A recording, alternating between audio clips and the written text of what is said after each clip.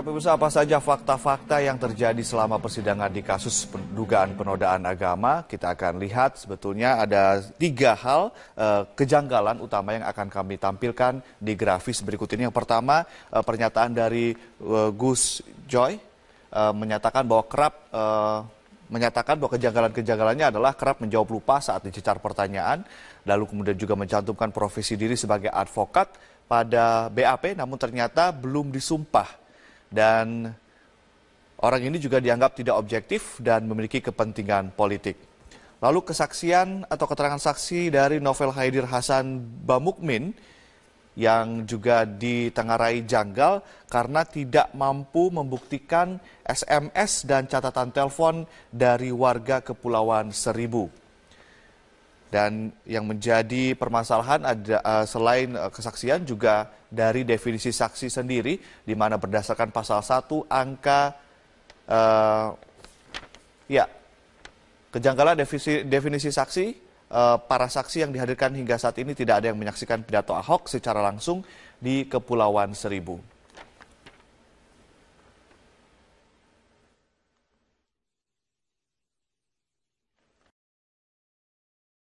Utara. Sekitar 10 menit yang lalu, sejak pukul 7.30, Ahok keluar dari kediamannya di Pantai Mutiara, Jakarta Timur. Maksud kami, Jakarta Utara. Kendaraan yang biasa membawa terdakwa Ahok menuju persidangan, dikawal atau diapit 1 buah kendaraan Forerunner di depannya dan ditutup 1 buah mobil patwal dari Pengadilan Negeri Jakarta Utara. Terlihat di gambar pemirsa, kendaraan yang biasa membawa Ahok ke persidangan saat ini ada menggunakan van hitam dari plat nomor B2772 SOF dan 1 buah staf pengawal dari B1818 WKW. Dan rencananya nanti Ahok diagendakan akan menjalani persidangan pada pukul 9 pagi nanti. Mengupdate informasi pemirsa, saat ini posisi rombongan baru saja keluar di exit tol Pasar Minggu yang rencananya akan melalui putaran balik menuju jalan arteri di Mampang Perapatan dan dilanjutkan ke Pejaten lalu ke Ragunan untuk menuju ke Gedung Kementan, Jakarta Selatan. Saat ini posisi rombongan dengan menggunakan laju kecepatan 40 km per jam. Diperkirakan rombongan akan tiba di Gedung Kementan pada pukul 8.30 atau 30 menit lagi kami akan tiba di Gedung Kementan Ragunan, Jakarta Selatan. Saat ini memang tidak ada yang berbeda dari rangkaian-rangkaian pengawalan Ahok seperti sebelum-sebelumnya.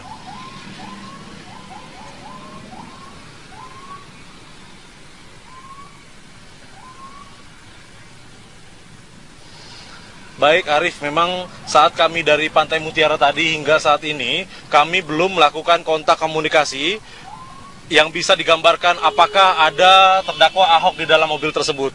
Namun hingga kini rangkaian pengawalan masih seperti biasa yang bisa terlihat dari layar kaca bahwa di dalamnya memang terdapat Gubernur Ahok nonaktif Basuki Cahayapurnama yang akan menuju persidangan nanti. Begitu, Arif. Baik, Fahmi Dwi Sutrisno, terima kasih informasinya. Kita langsung bergabung dengan rekan kami, Syefa Adi yang berada di dalam auditorium Gedung Kementan Jakarta untuk mengetahui bagaimana lokasi jalannya persidangan di sana. Syefa Adi, silakan. Ya, selamat pagi para mitra, Rivi dan pemirsa. Sesaat lagi Majelis Hakim Pengadilan Negeri Jakarta Utara akan kembali menggelar sidang lanjutan kasus dugaan penistaan agama dengan terdakwa Gubernur DKI Jakarta nonaktif Basuki Cahayapurnama atau Ahok. Sidang yang merupakan sidang kali ke-6 pada hari ini dijadwalkan akan dimulai pada pukul 9 pagi nanti dan masih berlokasi di auditorium Gedung Kementerian Pertanian yang terletak di Jalan RM Harsono, Ragunan, Jakarta Selatan. Agenda sidang hari ini masih menjadwalkan pemeriksaan saksi yang masih dihadirkan oleh jaksa penuntut umum, di mana ada 6 orang saksi yang rencananya akan hadir, di antaranya atas nama Wilyudin Rosyid Dhani yang pada pekan lalu juga sudah memberikan memberikan keterangannya dan pada hari ini kembali didengarkan kembali keterangannya di muka persidangan. Kemudian saksi kedua atas nama Ibnu Baskoro, kemudian saksi ketiga atas nama Muhammad Asroy Saputra. Kemudian saksi keempat Iman Sudirman, saksi kelima Bribka Agung Hermawan, dan juga saksi keenam ada Bribtu Ahmad Hamdani. Dan sidang akan dimulai pada pukul 9 pagi nanti. Sejumlah pengunjung sidang juga sudah nampak hadir dan sudah memulai memasuki auditorium Kementerian Pertanian, dan salah seorang saksi yakni atas nama Wilyudin Rosyid Dani juga sudah hadir sekitar pukul 7:15 waktu Indonesia Barat pagi tadi. Lantas pemirsa, seperti apa pola pengamanan yang dilakukan oleh petugas kepolisian? Langsung saja kita tanyakan kepada Kabid Humas Polda Metro Jaya. Sudah bersama saya ada Pak Kombes Pol Argo Yono. Selamat pagi Pak Argo. Selamat pagi Mbak. Pak Argo, untuk sidang hari ini bagaimana mekanisme pengamanan yang dilakukan oleh petugas kepolisian, Pak? Kehadiran polisi di dalam persidangan ini adalah untuk memberikan rasa aman ya, baik itu untuk kegiatan persidangan maupun masyarakat yang ingin menyaksikan. Tentunya kita sudah membuat suatu perencanaan dan mengakomodir ya, mengkomunikasikan dengan beberapa pihak untuk kegiatan pengamanan ini. Ada pengamanan pertama ada di ruang sidang. Di ruang sidang sendiri sudah kita siapkan. Pada saat pagi tadi sudah kita buat sterilisasi ya, sehingga nanti setelah steril ini kemudian diberikan kepada petugas yang jaga di sidang itu. Selain itu kita juga ada pengamanan di luar gedung. Di luar gedung kita siapkan ya, dengan harapan bahwa tidak ada gangguan dalam perjalanan ini. Dan yang ketiga, ada pengamanan di jalur ya. Di depan kementerian ini ada, karena ada dua kubu ya, atau dua yang pro dan kontra, ini perlu kita jaga. Dan antara kubu yang pro dan kontra ada space. Kita lakukan ada space nanti sehingga tidak ketemu.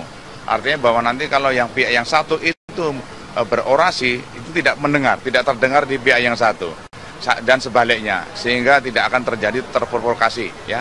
Dan anggota sini siap untuk mengamankan jalannya sidang ini. Untuk pembagian titik aksi massa pro dan kontra Ahok di sebelah mana saja Pak pembagian? Kita tempatkan di depan Kementerian Pertanian ini, ada di depan sini ada untuk yang pro Ahok, yang sebelah ujung sana ada yang kontra. Jadi kita tetap ya memberikan komunikasi kepada para orasi-orasi ini untuk tidak saling menyatu. Dan tempatnya di situ tidak boleh maju-maju ya, sama dengan yang lain juga tidak boleh maju, hanya di situ saja sampai nanti selesai kegiatan itu. Batas waktu penyampaian orasi bagi massa pro dan juga kontra Ahok hanya sampai pukul 6 sore saja ya Pak ya. Kemudian bagaimana tindakan preventif maupun represif yang dilakukan oleh pihak kepolisian? Tentunya saat memberikan pemberitahuan untuk melakukan kegiatan di depan kementerian ini, kedua belah kubu ini sudah kita beritahu ya. Kita beritahu bahwa aturannya nanti jam 18 selesai dan kita komunikasikan. Jadi nanti seandainya sudah mendekati jam, pasti kita akan memberitahukan kepada koordinator lapangan di lapangan itu.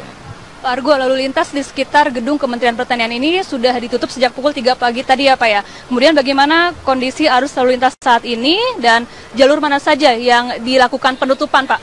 Ya tentunya dengan cara bertindak kepolisian ini memang untuk depan di kementerian ini semua jalur kita tutup ya.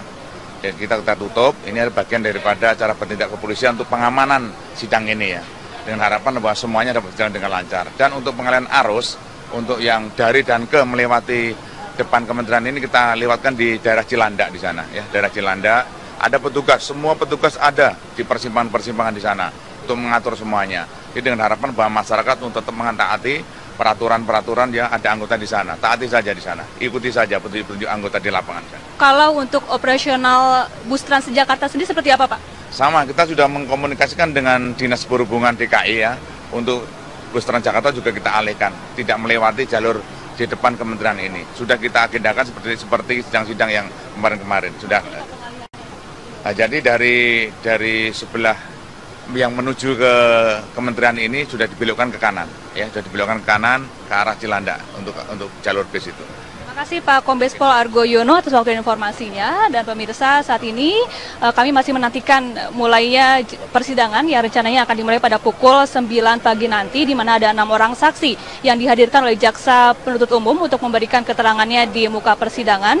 Di antara yang pertama ada saksi Wilyudin Rosyid Dani yang pada pekan lalu juga sudah memberikan keterangannya, namun sempat dihentikan oleh majelis hakim lantaran ada ketidaksesuaian keterangan yang disampaikan, yakni yang tertera dalam laporan yang dilaporkan ke Polres Bogor Kota dengan yang ada di dalam berkas acara pemeriksaan, dan kemudian keterangan Wiliudin Rosyidani tersebut hari ini akan dikonfrontir bersama dengan 2 orang polisi yang pada saat itu menerima laporan Wiliudin Rosyidani ke Polres Bogor Kota, yakni atas nama Bribka Agung Hermawan dan juga Bribtu Ahmad Hamdani yang juga akan hadir di persidangan pada hari ini.